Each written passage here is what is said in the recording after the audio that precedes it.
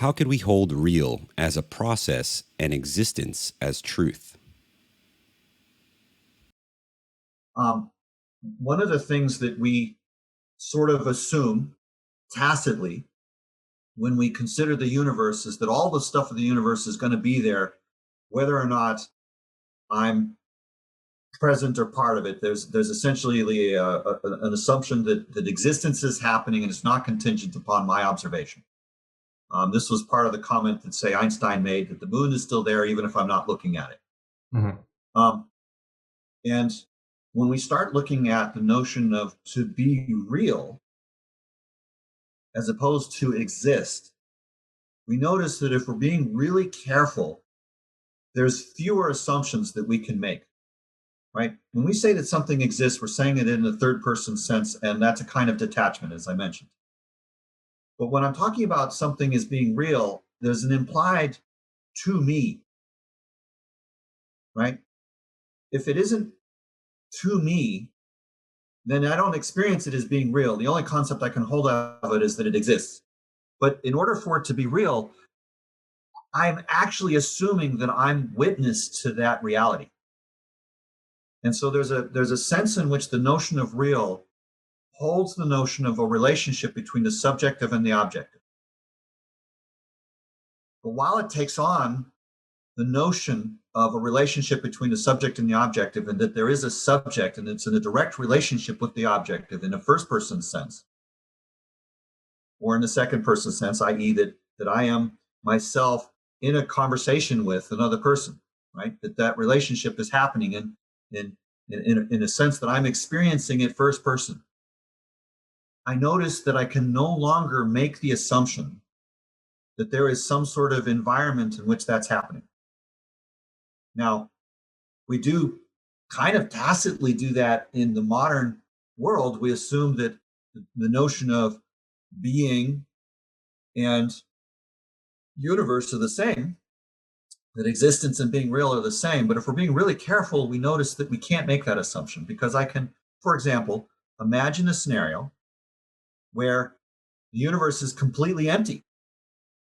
And, I am sitting in this empty universe. So now I have a thing in the universe. And let's put out an object, like there's a meteor or a rock floating in space. There's an asteroid out there, right? And maybe I've got a flashlight in my hand and I can shine the light and I can see the asteroid.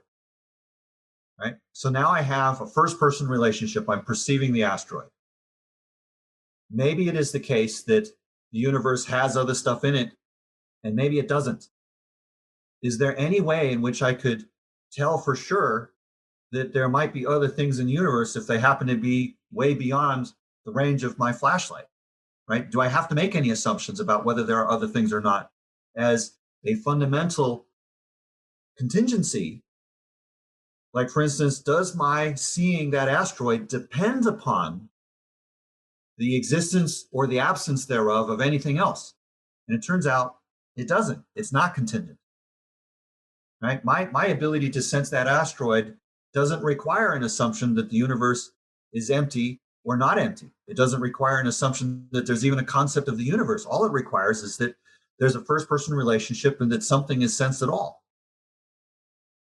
So in the sense of it being non-contingent, that you see with your flashlight, the flashlight's part of the real. It's part of the process. The seeing is a process. That's kind of why I had to include the flashlight, because it's part of the process of seeing. But the process of seeing is not contingent.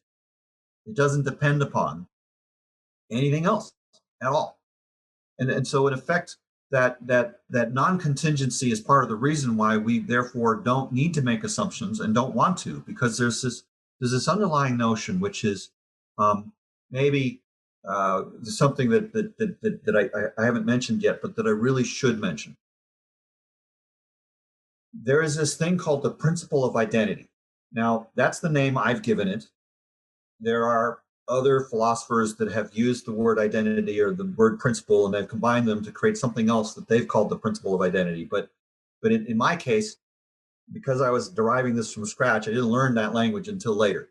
But so in this sense, when I'm using the word principle of identity, I'm referring to a particular idea or particular statement, that which is indistinguishable must be the same. Right? And this is a key idea. Think of it as a tool or a philosophical test.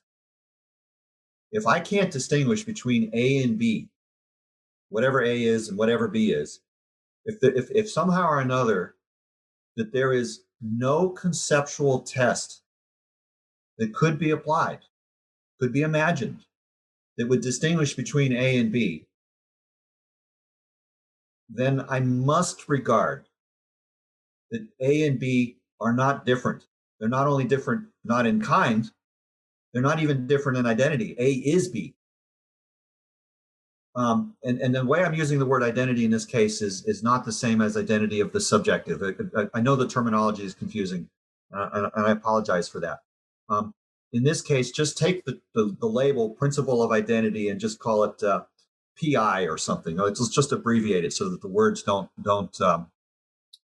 be confusing in themselves. But part of the reason it came up that way was historical. Like when in the first versions of this work, axiom 1 was actually the first axiom I kind of discovered, or that I took seriously enough that led to the development of the rest of the metaphysics. So the first expression of it was that relationship is more fundamental than identity, and identity was in that sense treated as any object or thing or process.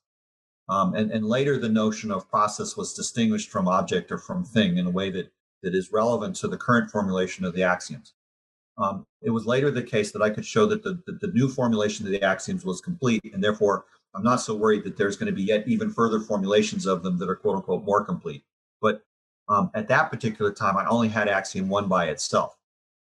And so there wasn't really a way to do a proof like that. It was just like, oh, there's this thing, I should take it seriously. And so in this sense, when we're looking at the PI or the principle of identity, and we say that which is indistinguishable must be the same, we're treating it as a kind of test. If I can't conceive of a difference between existing and not existing, then I have to let go of the concept. So in effect, if there's no distinction between the notion of real that is contingent upon other things existing and the notion of real as completely non-contingent on the notion of other things existing, then I have to let go of the idea of existence itself.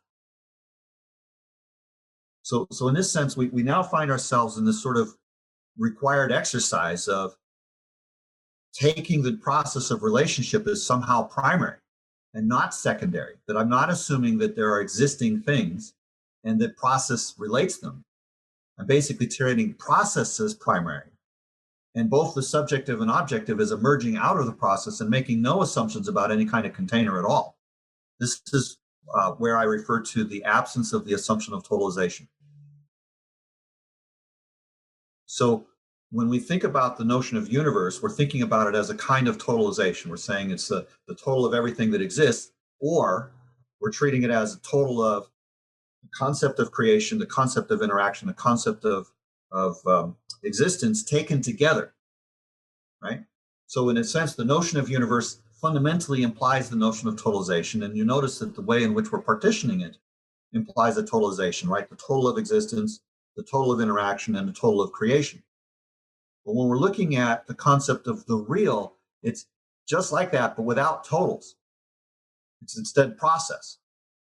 And so then we say, well, the process of the real is grounded in the process of change, the process of causation, and the process of choice.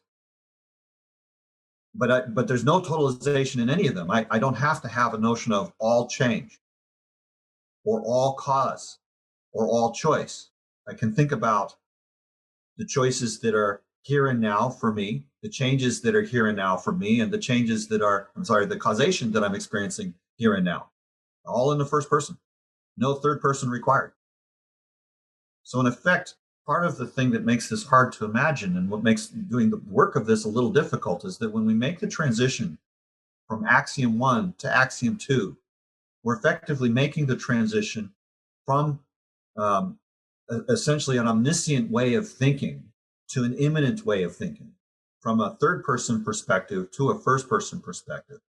But we as Western people have been living in a third person orientation as the major tool with which we do anything. Like the entire notion of institutions and all of the successes of math and science and technology, all of these things are grounded and steeped in all causal process. It's like the bread and butter of how Western culture does everything, like literally everything. The entire market system is essentially an expression of totalization type concepts, third person type concepts. And so, in effect, when we're making the transition to being in first person perspectives, it's a little bit like dropping back into a very primitive state of being. It's like all of a sudden experiencing the world as if it's an entirely mythopoetic creation, talking to gods and goddesses as embodied in nature spirits and things like that. And so, in effect, it's very, very difficult for us as modern people to go back to that in a sense and to really appreciate that first person perspective. So in a sense, there's a transition that is required here to really appreciate Axiom 2, because Axiom 2 is very much about process. It's very much about first person perspectives.